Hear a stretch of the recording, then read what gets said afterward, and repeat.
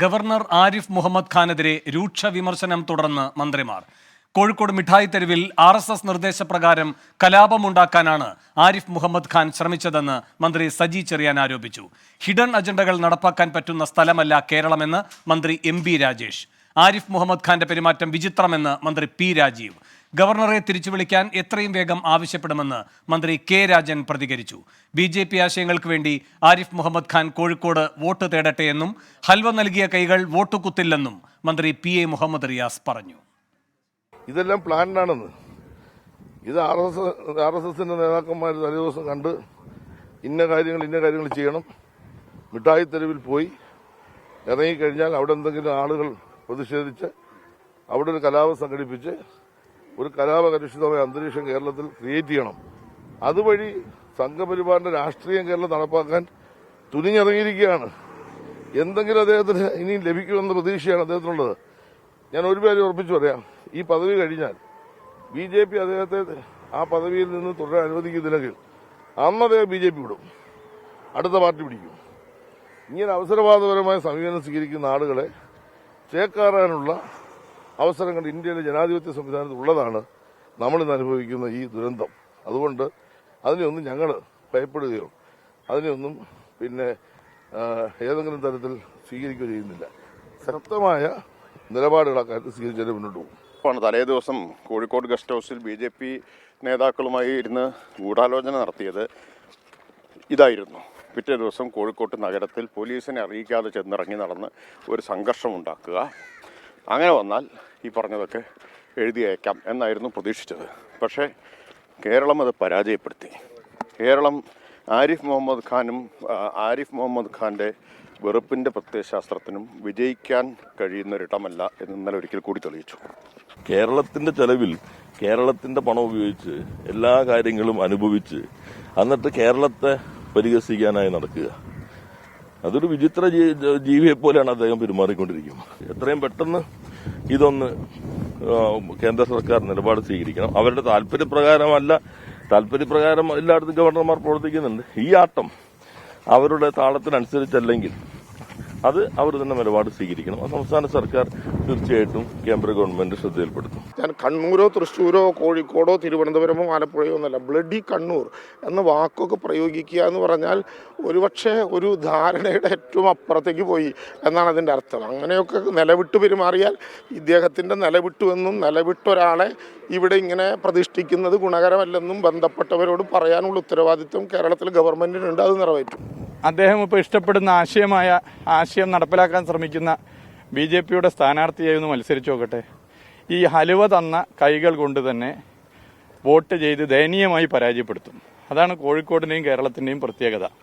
Governor പറഞ്ഞത് തന്നെ തെറ്റാണെന്ന് മിഠായി തെരുവ് ഇന്നലെ ഗവർണർ ഓർമ്മപ്പെടുത്തുകയാണ്.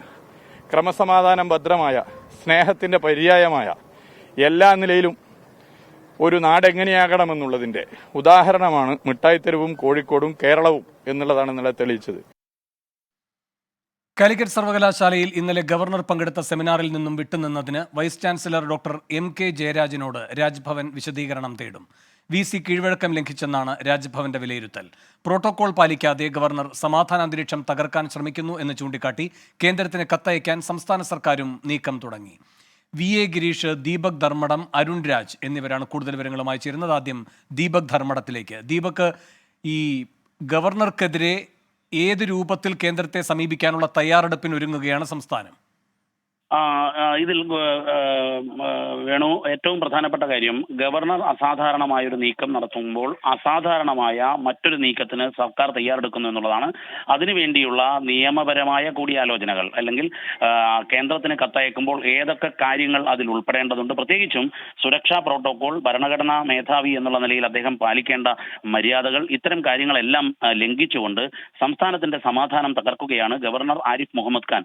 അതുകൊണ്ട് തന്നെ ഈ കാര്യത്തിൽ കേന്ദ്രത്തിന്റെ ഇടപെടൽ വേണം, അദ്ദേഹത്തെ തിരിച്ചു വിളിക്കണം എന്നുള്ള നിലയിലുള്ള ഒരു കത്ത് സംസ്ഥാനം ഔദ്യോഗികമായി കേന്ദ്രത്തിന്, രാഷ്ട്രപതിക്കും പ്രധാനമന്ത്രിക്കും ഉൾപ്പെടെയുള്ള അവർക്ക് അയക്കാനുള്ള നീക്കങ്ങൾ ആരംഭിച്ചിരിക്കുന്നു. അതുമായി ബന്ധപ്പെട്ട ചർച്ചകൾ, കൂടിയാലോചനകൾ ഇന്നലെ രാത്രിയോടുകൂടി തന്നെ ആരംഭിച്ചു. ഇന്ന് അതിന്റെ മറ്റു സാങ്കേതിക നടപടികളിലേക്ക് കടന്നു കഴിഞ്ഞു എന്നുള്ളതാണ് നമുക്ക് ലഭ്യമാകുന്ന വിവരം. രണ്ട് കാര്യങ്ങളാണ് പ്രധാനം. ഒന്ന്, ഗവർണർ കാണിക്കുന്ന ഈ രീതിയിലുള്ള സുരക്ഷാ പ്രോട്ടോകോളുകൾ പാലിക്കണം. പോലീസ് ഉദ്യോഗസ്ഥരെ മാനിക്കുന്നില്ല, സുരക്ഷാ കവചങ്ങൾ തീർക്കാൻ അനുവദിക്കുന്നില്ല. മാത്രവുമല്ല, സുരക്ഷ വേണ്ട എന്ന് പറഞ്ഞ് അദ്ദേഹം പുറത്തിറങ്ങുമ്പോൾ അത് സംസ്ഥാനത്തിന്റെ ഒരു ക്രമസമാധാന പ്രശ്നമായി മാറും. പക്ഷേ ഇത്തരം ഒരു സാഹചര്യത്തെ കേന്ദ്ര ആഭ്യന്തര മന്ത്രാലയത്തെ ധരിപ്പിക്കുകയും രാഷ്ട്രപതിയെ, അദ്ദേഹത്തെ നോമിനേറ്റ് ചെയ്യുന്ന രാഷ്ട്രപതിയാണ്, സ്വാഭാവികമായും രാഷ്ട്രപതിയെയും ധരിപ്പിക്കുക എന്നുള്ളതാണ് ഏറ്റവും പ്രധാനപ്പെട്ട കാര്യം. അതിലേക്കുള്ള നടപടികൾ സംസ്ഥാന സർക്കാർ ആരംഭിച്ചു, കൂടിയാലോചനകൾ തുടങ്ങിക്കഴിഞ്ഞു എന്നുള്ളതാണ് വസ്തുത. പക്ഷേ എന്നാൽ ഗവർണർ അതേ സമയത്ത് തന്നെ VC-യെ പിരിച്ചുവിടുക അല്ലെങ്കിൽ VC-യെ സസ്പെൻഡ് ചെയ്യുക എന്നുള്ള അസാധാരണമായ നടപടിക്ക് വേണ്ടിയുള്ള നിയമപരമായ പ്രവർത്തനങ്ങൾ ആരംഭിച്ചു. രാജ്ഭവൻ വിശദീകരണം ഉൾപ്പെടെയുള്ള കാര്യങ്ങളിലേക്ക് കടക്കുന്നു. ഡോക്ടർ ജയരാജ് ഇന്നലെ പരിപാടിയിൽ അധ്യക്ഷത വഹിക്കേണ്ടതായിരുന്നു, ഗവർണർ ഉദ്ഘാടകനായിരുന്നു, അതിൽ നിന്ന് വിട്ടുതന്നു. ഇത്തരം കാര്യങ്ങൾ ചൂണ്ടിക്കാട്ടിക്കൊണ്ട് അദ്ദേഹം ഇൻസബോർഡിനേഷൻ കാണിച്ചു എന്ന നിലയിലേക്ക് നടപടികളെ ആരംഭിക്കാൻ ഗവർണർ നീക്കം നടക്കുന്നു. ഏതായാലും ഗവൺമെന്റ് പോരാട്ടം അതിന്റെ പുതിയൊരു തലത്തിലേക്ക് ഇന്നത്തോടെ കടക്കും എന്ന് ഉറപ്പാണ്. വേണു. ശരി, ദീപക് ധർമ്മടമാണ് ഗവർണർക്കെതിരെ സംസ്ഥാന സർക്കാർ തയ്യാറാക്കാനൊരുങ്ങുന്ന കത്തിന്റെ വിശദാംശങ്ങൾ നൽകിയത്. VC-യോട് വിശദീകരണം തേടിയിരിക്കുകയാണ് ഗവർണർ. അതിന്റെ വിശദാംശങ്ങളുമായി VA ഗിരീഷ് തിരുവനന്തപുരത്ത് നിന്ന് ചേരുന്നു.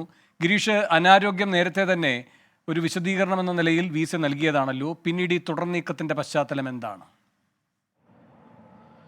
വേണു, ഇക്കാര്യത്തിൽ ഗവർണർ ഗവർണർ എന്ന രീതിയിലല്ല, ചാൻസലർ എന്ന രീതിയിൽ സർവകലാശാലയിൽ ഏതെങ്കിലും ഒരു പരിപാടിക്ക് ഗവർണർ എത്തുകയാണെങ്കിൽ സ്വാഭാവികമായും VC അവിടെ ഉണ്ടാകണം എന്നതാണ് ഒരു കീഴ്വഴക്കം.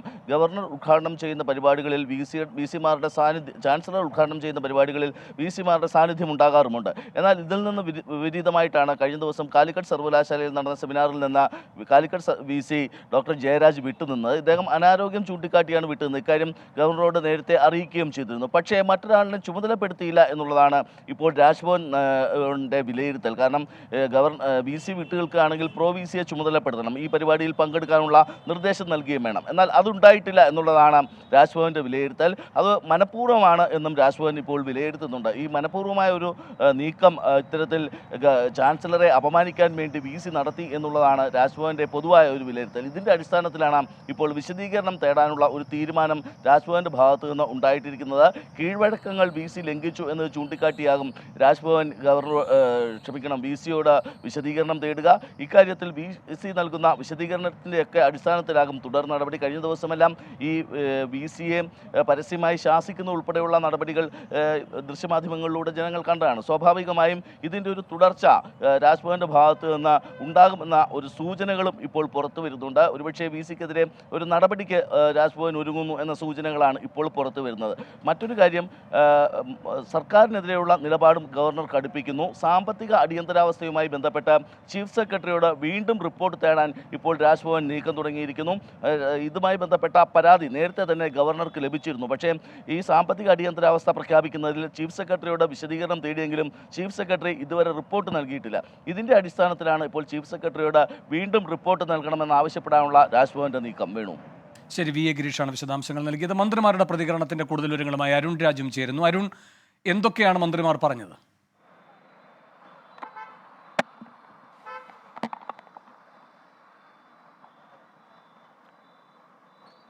വിനു, വലിയ രീതിയിലുള്ള വിമർശനം ഗവർണർക്കെതിരെ നിലവിൽ സംസ്ഥാന സർക്കാരിന്റെ വിവിധ വകുപ്പുകളിലെ മന്ത്രിമാർ മുന്നോട്ട് വെക്കുകയാണ്. ഗവർണർ ഇക്കാര്യത്തിൽ എടുത്തിരിക്കുന്ന നിലപാട്, കഴിഞ്ഞ കുറച്ച് ദിവസമായി എടുത്തിരിക്കുന്ന നിലപാട്, അത് കേരളത്തെ പരിപൂർണമായും തകർക്കുക, കേരളത്തെ കരിവാരിത്തേക്കുന്നതിനുള്ള ശ്രമങ്ങളുടെ ഭാഗമായാണ്.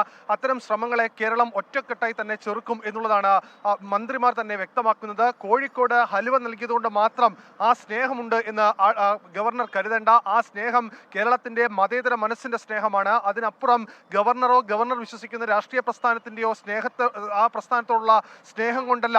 ഗവർണർക്ക് വേണമെങ്കിൽ ഈ പദവി ഒഴിഞ്ഞിട്ട് കോഴിക്കോട് പോയി അടുത്ത തെരഞ്ഞെടുപ്പിൽ മത്സരിച്ചാൽ കോഴിക്കോട് ആർക്കൊപ്പം നിൽക്കുമെന്ന് കൃത്യമായി മനസ്സിലാക്കാൻ കഴിയും. ഹൽവ നൽകിയ കൈകൾ ഗവർണറെ തിരിഞ്ഞുകുത്തുമെന്ന കാര്യം മറക്കണ്ട എന്നുകൂടി നിലവിൽ മന്ത്രിമാർ ആവർത്തിക്കുന്നുണ്ട്.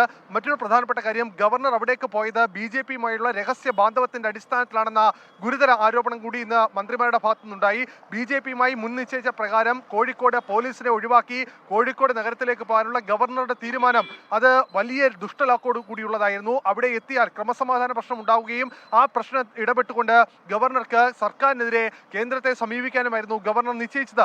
ഇതിന് പിന്നിൽ BJP നേതാക്കളുടെ വലിയ ഒത്താശയുണ്ട് എന്നതാണ് നിലവിൽ മന്ത്രിമാർ ആരോപിക്കുന്ന വലിയ ഗുരുതരമായ ആരോപണം. ഇക്കാര്യത്തിൽ ഗവർണറുടെ എല്ലാ നീക്കങ്ങളും ഹിഡൻ അജണ്ടകളും എല്ലാം പാളിപ്പോയി എന്നുകൂടി നിലവിൽ മന്ത്രിമാർ വ്യക്തമാക്കുന്നു. അങ്ങനെ ഗവർണർക്കെതിരെ പോര് കൂടുതൽ കടുപ്പിക്കുകയാണ് മന്ത്രിമാർ. മറ്റൊരു പ്രധാനപ്പെട്ട കാര്യം, നാളെ ചേരുന്ന മന്ത്രിസഭാ യോഗത്തിൽ ഗവർണർക്കെതിരെയുള്ള നിലപാട് കൂടി കടുപ്പിക്കാനുള്ള തീരുമാനം ഉണ്ടാകും എന്നുള്ളതാണ് റവന്യൂ മന്ത്രി കെ രാജൻ ഇന്ന് വ്യക്തമാക്കിയത്. കാരണം ഈ വിഷയത്തിൽ കേന്ദ്ര സർക്കാരിനും രാഷ്ട്രപതിക്കും നിലവിൽ ഗവർണർ സ്വീകരിക്കുന്ന എല്ലാ നയങ്ങളും സംസ്ഥാന സർക്കാരിന്റെ പരിധികൾക്കും അധികാരങ്ങൾക്കും എതിരാണ് എന്നുള്ള കാര്യം ബോധ്യപ്പെടുത്തും. ഗവർണറെ മാറ്റണമെന്ന് ആവശ്യപ്പെടാൻ തന്നെയായിരിക്കും ഒരുപക്ഷെ സർക്കാർ മുന്നോട്ട് പോവുക.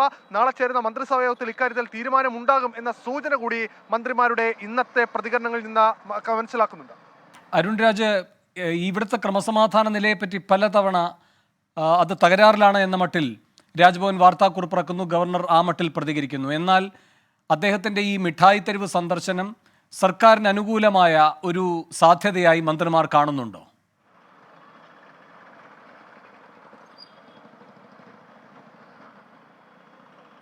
തീർച്ചയായും വേണു, ഇതിൽ അവർ പറയുന്നത് ഇങ്ങനെയാണ്. സംസ്ഥാന സർക്കാർ തന്നെ പറയുന്നു, ഗവർണർക്ക് ഒരു പോലീസിന്റെ പോലും സുരക്ഷയില്ലാതെ കോഴിക്കോട് മിഠായി തെരുവിൽ ഇറങ്ങി നടക്കാൻ കഴിഞ്ഞെങ്കിൽ അത് കേരളത്തിന്റെ ക്രമസമാധാന നില സുരക്ഷിതമാണ്, ഒരു ഭദ്രമാണ് എന്ന് ഊട്ടിയുറപ്പിക്കുന്നതാണ്.